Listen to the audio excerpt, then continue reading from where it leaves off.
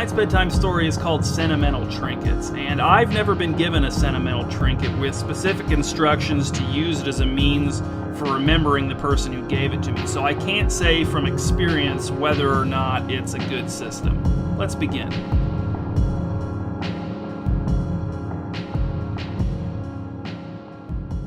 When Princess Oella's grandfather, King Fillmore, was almost dead, he called Princess Oella to his bedside and gave her a silver ring set with a green stone. "Is that an emerald?" asked Princess Oella. "Better," said her grandfather, but he didn't say what it was beyond that. "I want you to keep it to remember me by, Oella. I want you to think of me whenever you look at it. I want you to remember all the wonderful times we had together, and I want you to remember all the things I taught you." "I will," said Princess Oella. She was only 9, but her and her grandfather had experienced many, many wonderful times together. And he had taught her a lot, both by explaining things to her and by his example. That was the last time Princess Oella saw her grandfather alive. She kept the ring he had given her in a special wooden box hidden in the bottom of her wardrobe, and whenever she looked at it, she remembered most of the wonderful times she'd spent with him and many of the things he had taught her. When Princess Oella's mother, Queen Celise, was almost dead, she called Princess Oella to her bedside and gave her a golden necklace with a hand-shaped locket on it. "Why is it shaped like a hand?" asked Princess Oella. "Because," said her mother, "hands are very important." She didn't elaborate beyond that, but Princess Oella supposed she didn't need to. The importance of hands seemed fairly self-evident. "Listen, Oella," said her mother. "Whenever you see this necklace and locket, I want you to remember how much I loved you, how I would have done anything for you, how I did everything in my power to protect you from cruelty and suffering." "I will," said Princess Oella, who was now 13. She wasn't exactly sure what her mother had done to prevent her from experiencing cruelty and suffering, but the truth was that she had experienced very little cruelty and suffering in her life, except for the death of her grandfather and now the death of her mother. But she was sure that if her mother could have prevented those deaths, she definitely would have, especially her own. That was the last time Princess Oella saw her mother alive, but she put the necklace with the heart-shaped locket on it in the box with the ring she'd gotten from her grandfather, and whenever she saw the necklace and locket, she would think about how much her mother had loved her, had been willing to do anything for her, and had shielded her from cruelty and suffering within reason. And then, since the necklace and locket were in the same box as the ring from her grandfather, she couldn't help but see the ring too, and think about all the stuff she was supposed to think of when she saw it. When Princess Oella's best friend, Lady Mertru, moved away, she went to Princess Oella in her chambers and gave her a remarkable feather that not even the kingdom's finest ornithologist had been able to identify. "Very pretty," said Princess Oella. "Where did you say you got it?" "I didn't," said Lady Mertru, "but it's quite a story." She didn't relate the story, though, not even a small part of it, not even the climax, not even the beginning. "But whenever you look at that feather, I want you to think of me, Oella. I want you to think of the fun we had, how hard we laughed, how we had that inside joke where every time I said, 'No, my lord,' you said, 'Go on.'" "Okay," said Princess Oella, "I will." She was 16 and she had no recollection of the inside joke to which Lady Mertru was referring, but the girls had certainly had fun together over the years, so she decided she would mostly focus on that when looking at the feather. That was the last time Princess Oella saw her friend Lady Mertru, alive or dead, but she put the feather in the box with the necklace and locket from her mother and the ring from her grandfather.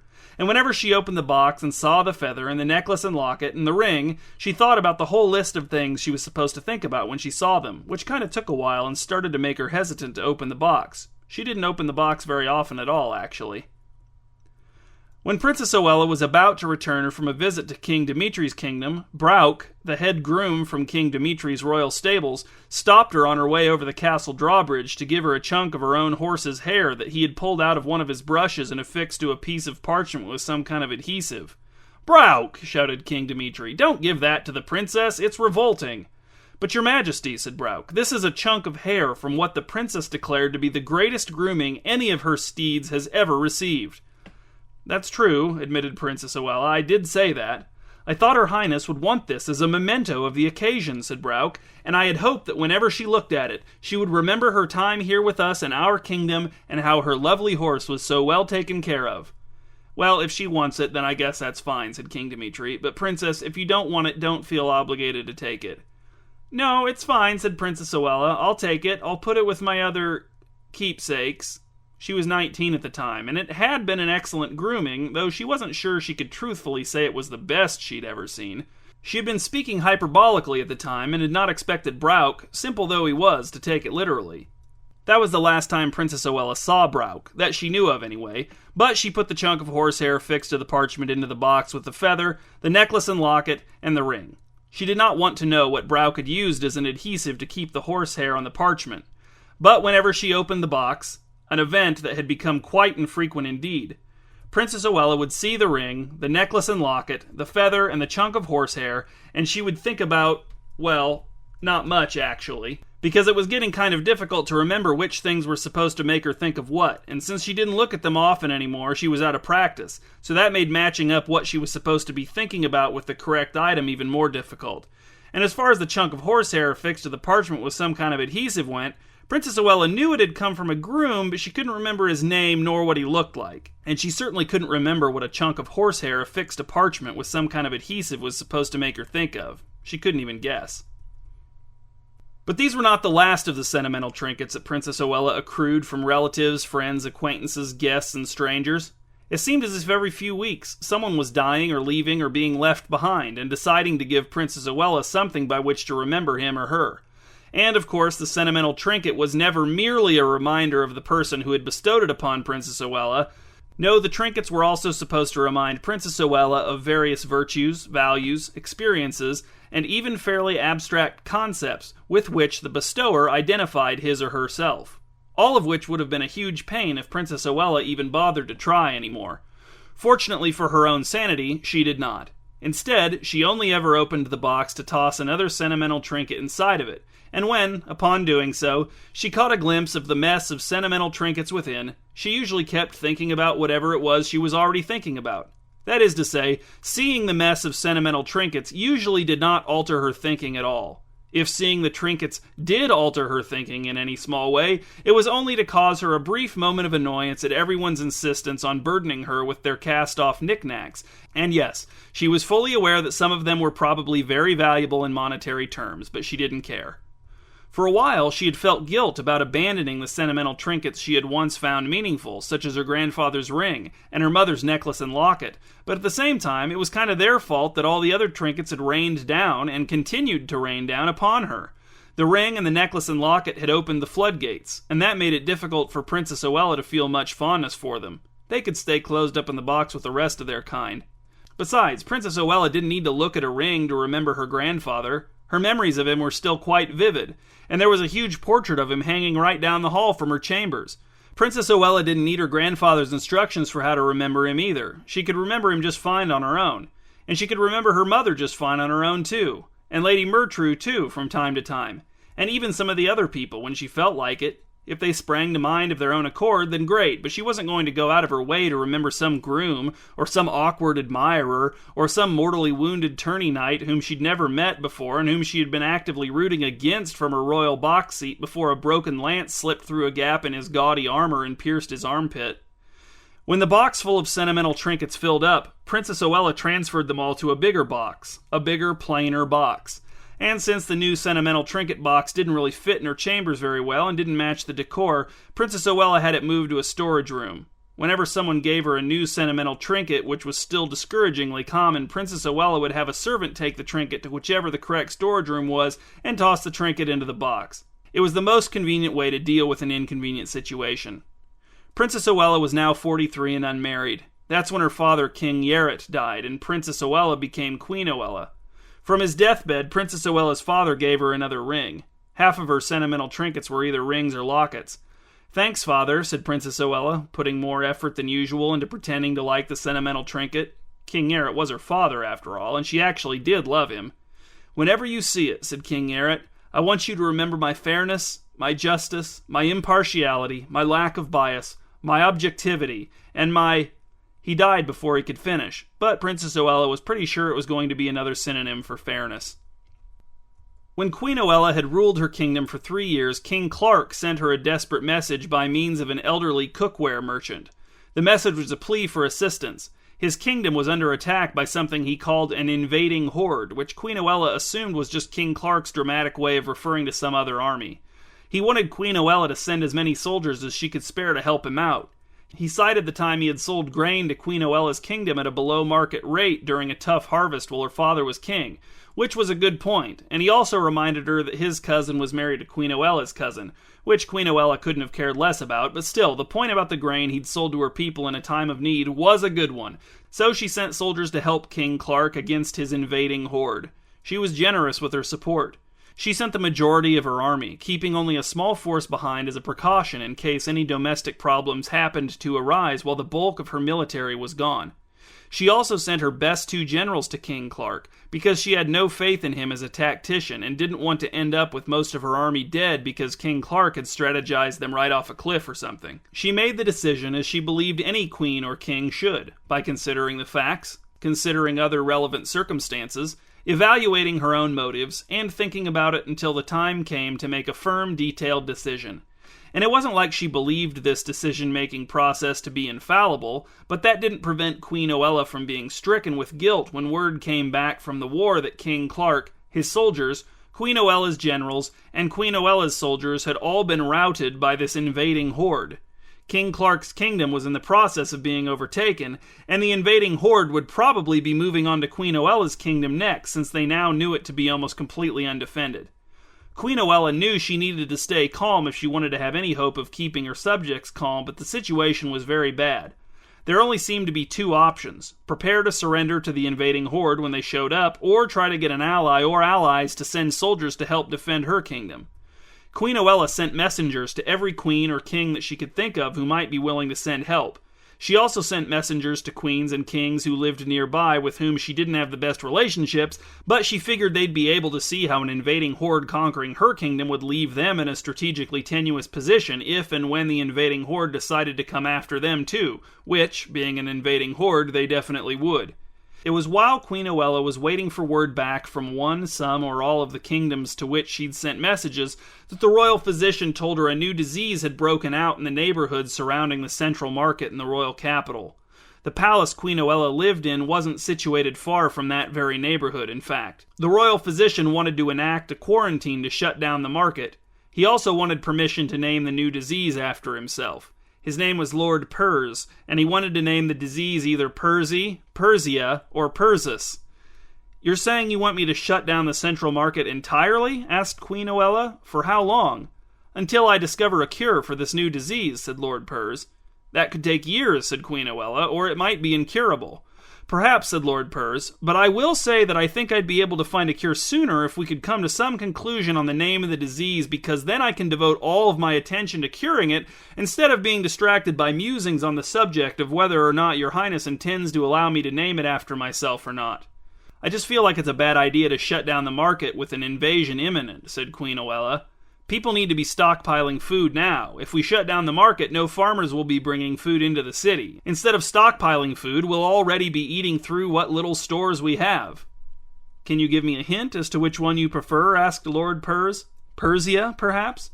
"Leave me," said Queen Oella. "But stay in the palace. I'll have instructions for you soon. I need to think and try to..." She stopped speaking when she saw her steward enter the throne room looking irritable. Her name was Lavender, and she could have had amazing posture if she'd had any inclination to try for it.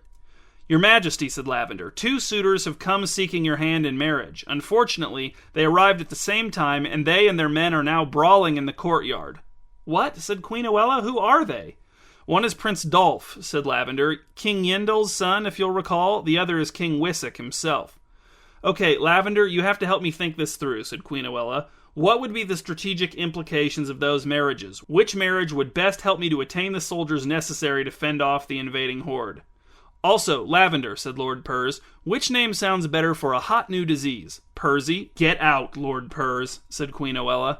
It was the scariest she'd ever heard her own voice sound.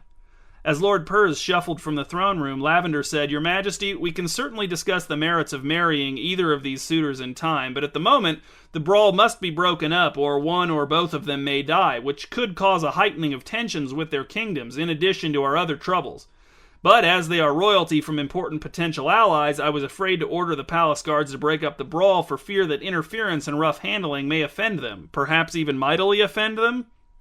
Queen Oella groaned. She took her crown off of her head and flung it across the courtroom, where it struck a small brazier, knocked it over, and the spilled coals caught a tapestry on fire. "Shall I put that out?" asked Lavender. "Yes!" shouted Queen Oella. Lavender grabbed a goblet of wine and used it to douse the flames that were just beginning to creep up the bottom of the tapestry. "It worked," said Lavender, still holding the empty goblet. "Your quick thinking saved the tapestry." Queen Oella rolled her eyes. "What?" said Lavender. "It was you who made the decision for me to put out the fire, Your Majesty." Queen Oella sat bareheaded and slouching on the throne, propping up her chin with one hand, her elbow on one of the throne's golden arms. She gazed at the saved tapestry.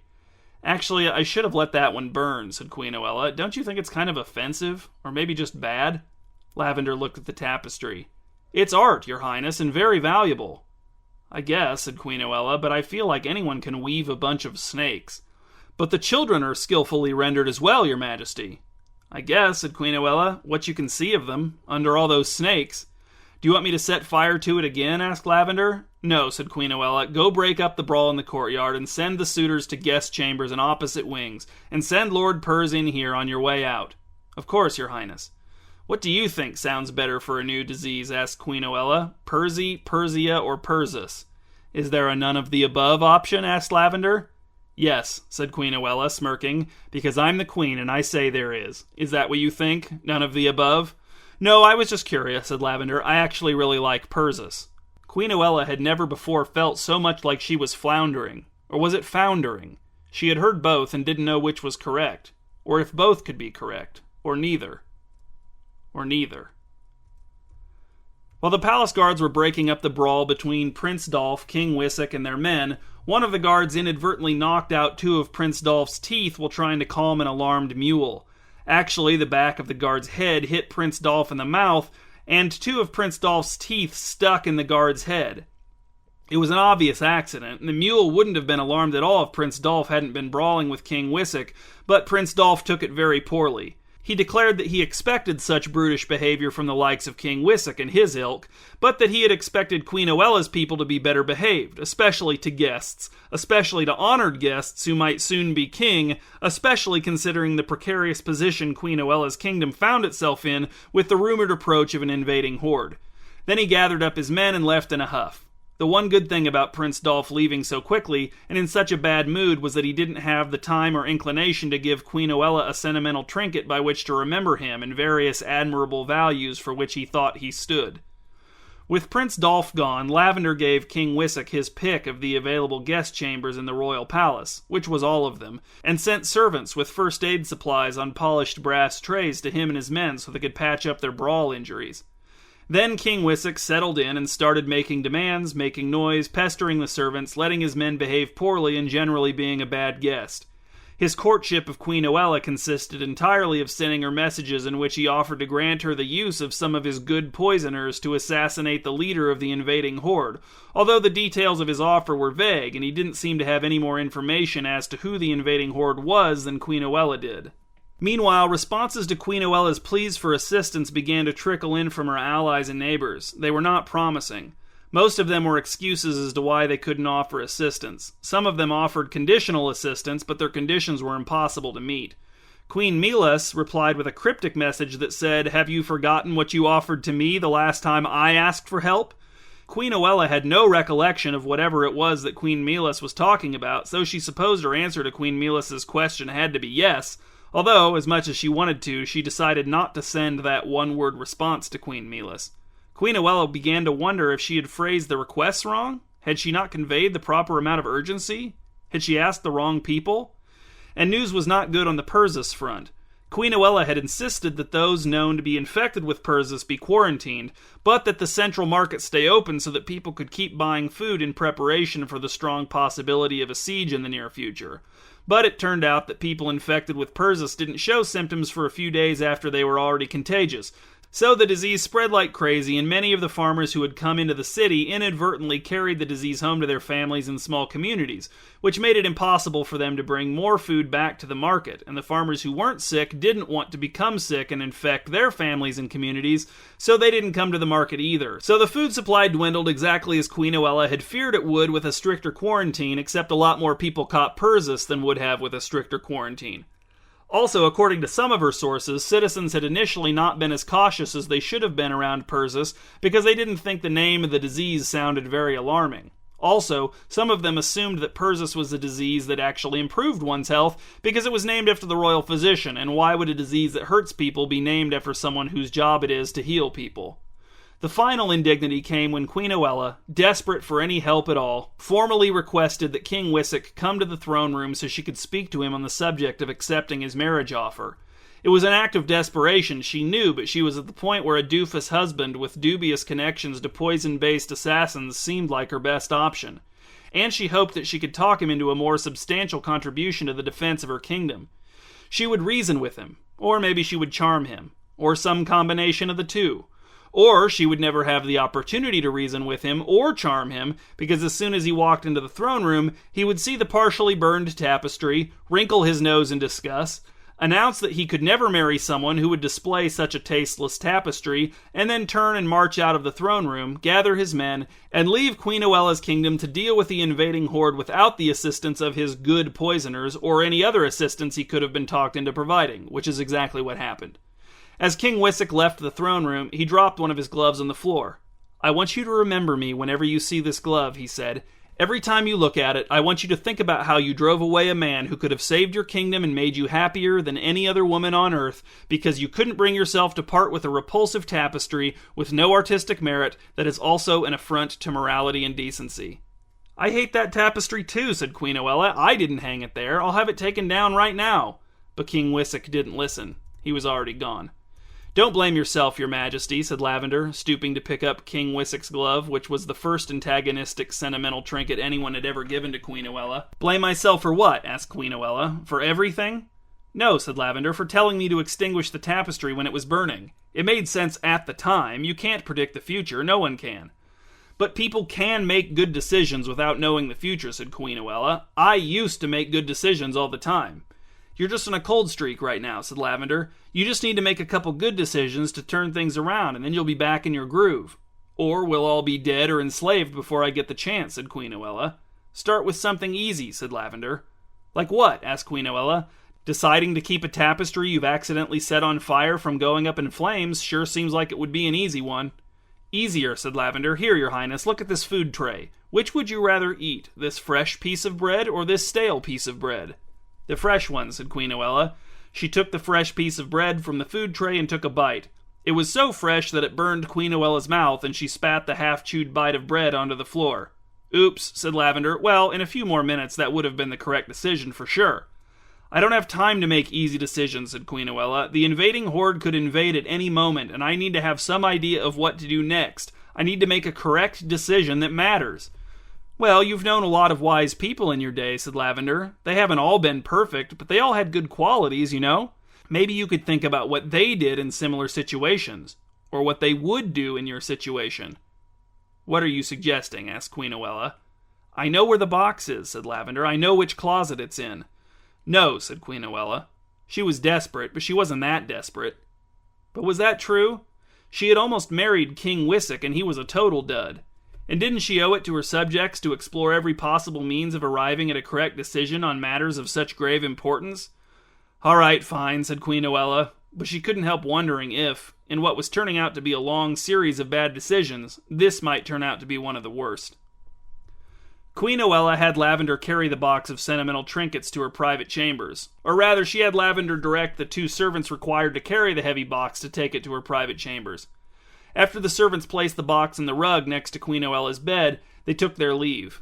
Queen Oella stood looking at the box from across the room, and Lavender stood looking at Queen Oella from next to the box. To Queen Oella, the box did not look like the answer to her problems. It did not look like it contained the answer to her problems. It did not look like a box full of wisdom.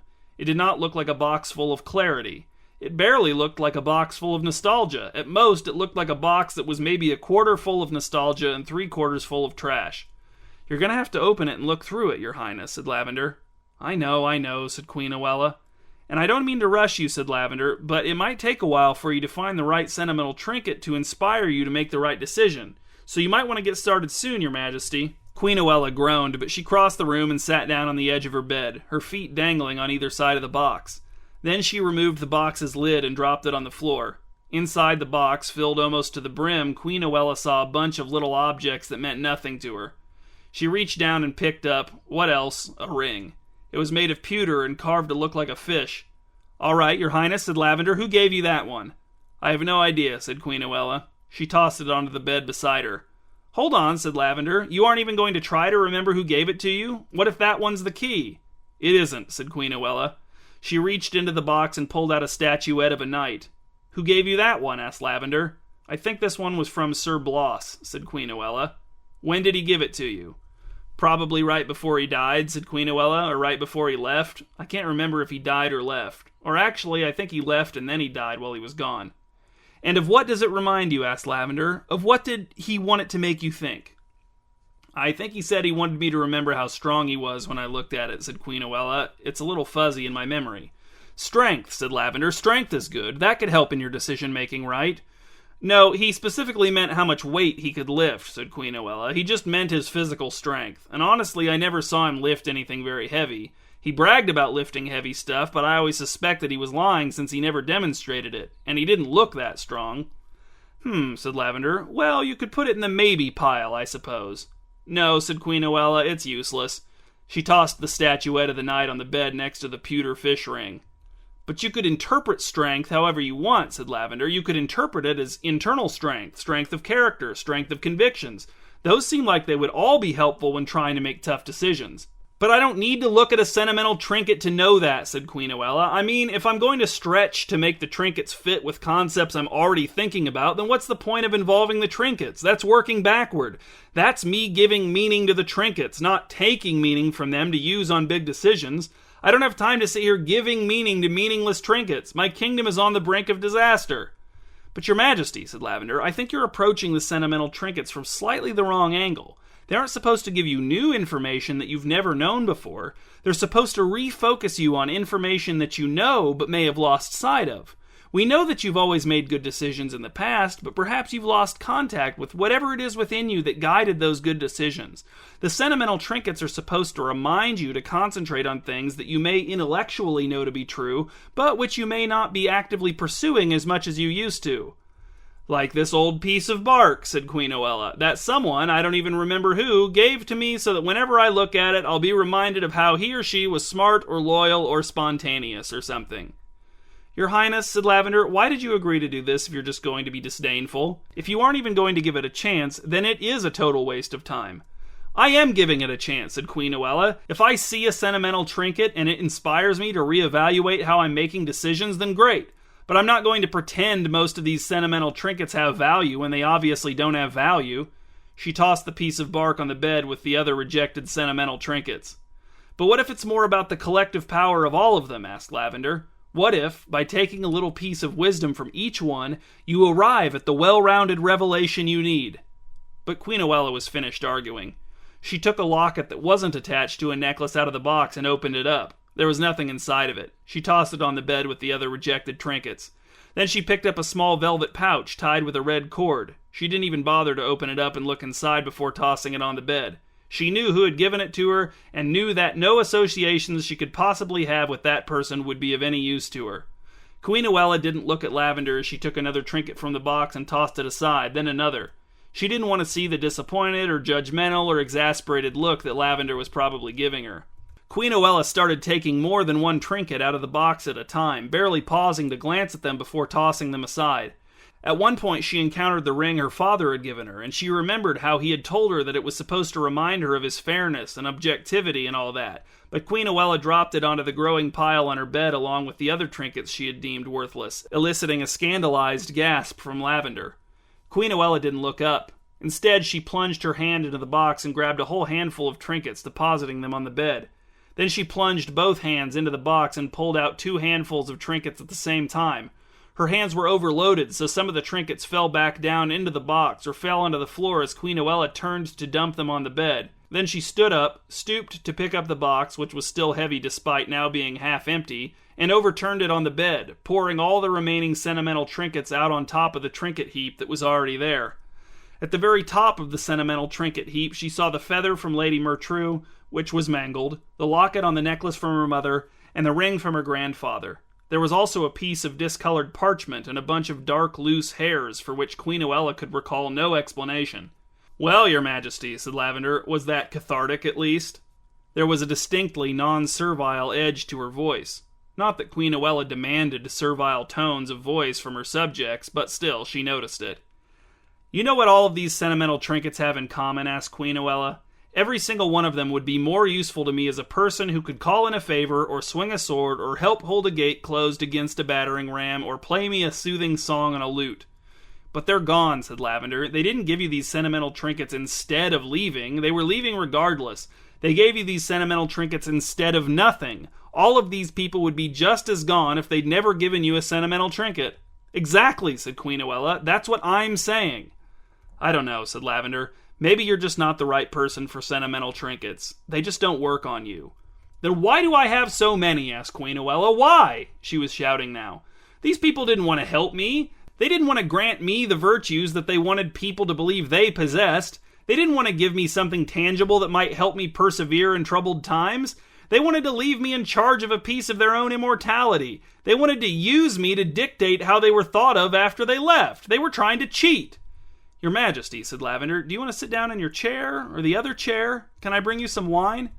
"No," said Queen Oella. She stood looking at the useless heap of sentimental trinkets. Maybe Lavender was right. Maybe Queen Oella could have given the sentimental trinkets significance. Maybe she could have given each one a little slice of herself. There were a lot of them. But she could have kept records.